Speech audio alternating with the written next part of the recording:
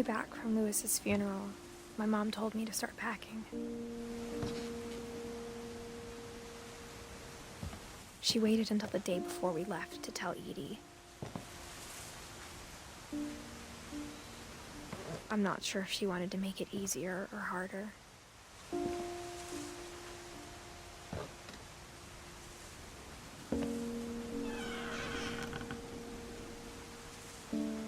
I wish we'd stayed.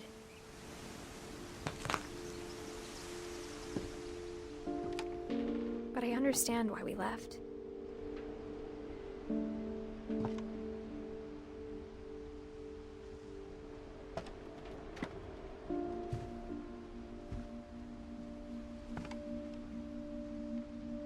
My mom ended up leaving everything behind.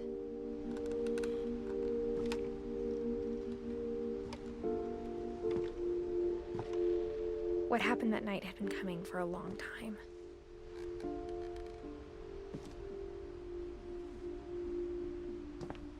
Maybe it should have come sooner.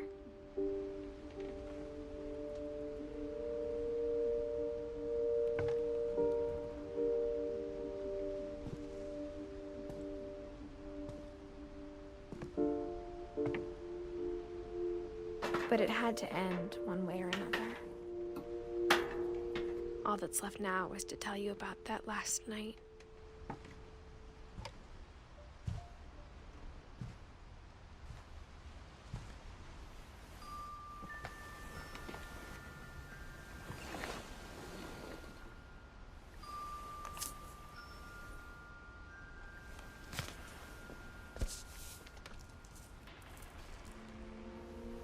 That whole last day, Edie just watched us pack and didn't say a word.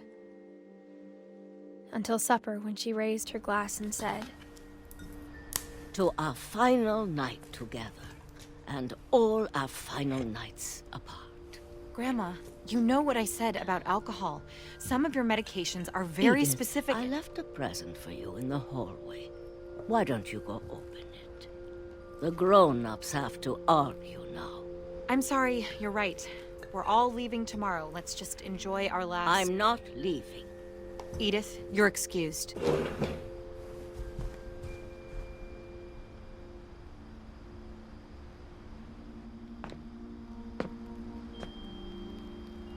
the power had been shut off that morning, but Edie always had plenty of candles.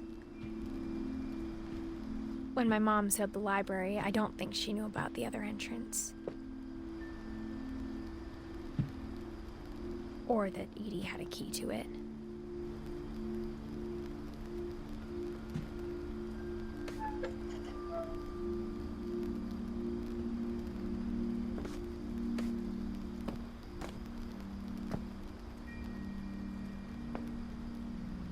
That thing you're afraid of isn't going to end when you leave the house.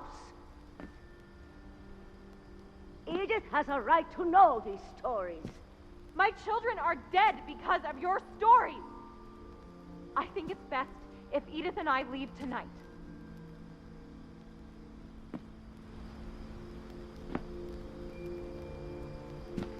We'll have the nursing home send a van for you in the morning, okay?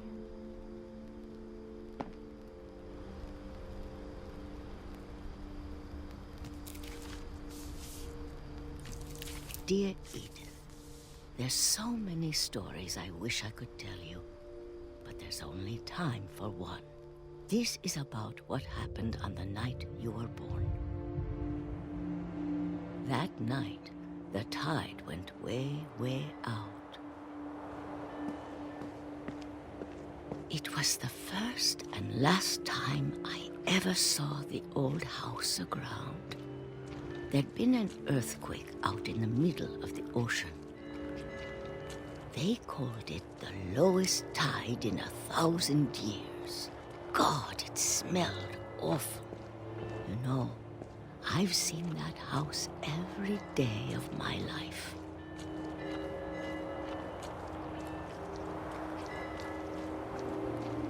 But I never thought I'd go back to it. When the fog rolled in, I lost my way.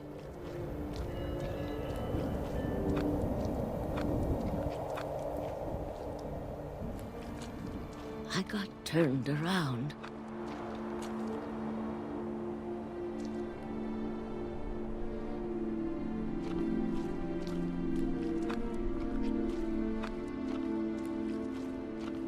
I started seeing things.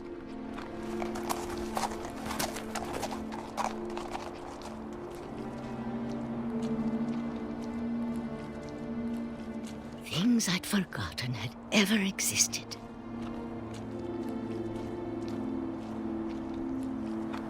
But when I saw them, they felt like old friends.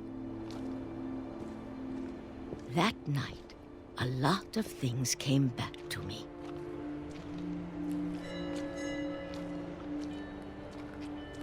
Or maybe I came back to them.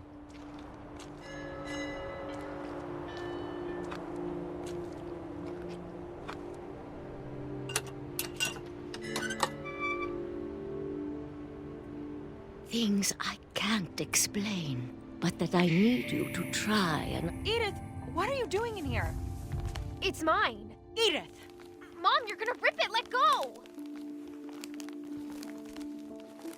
I kicked and screamed, but Mom dragged me to the car.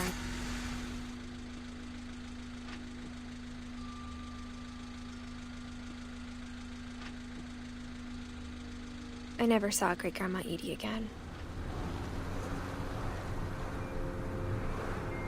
The next morning, the van came to pick her up, but she was already gone. After that, we moved around a lot.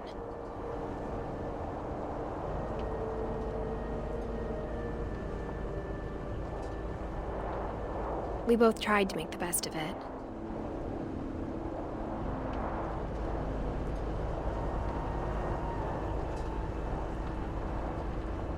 A few years went by.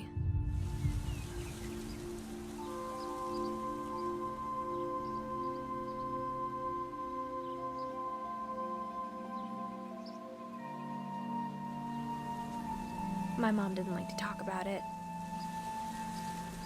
but she started getting sick a lot. The rest happened pretty quickly. She got better for a while, and then she didn't.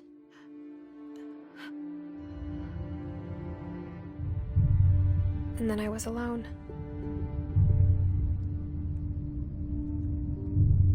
The last Finch left alive.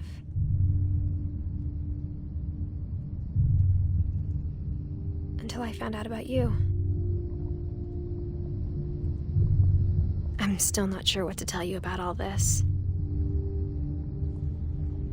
If we lived forever, maybe we'd have time to understand things. But as it is, I think the best we can do is try to open our eyes. And appreciate how strange and brief all of this is.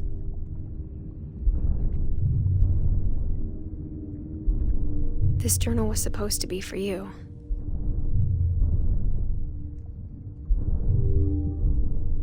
But now I hope you'll never see it.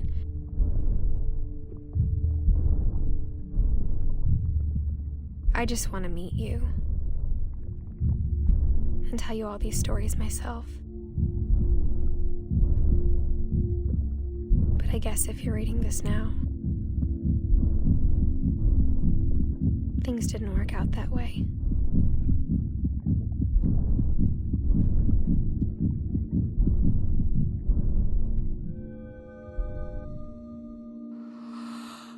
This is where your story begins. I'm sorry I won't be there to see it. It's a lot to ask, but I don't want you to be sad that I'm gone.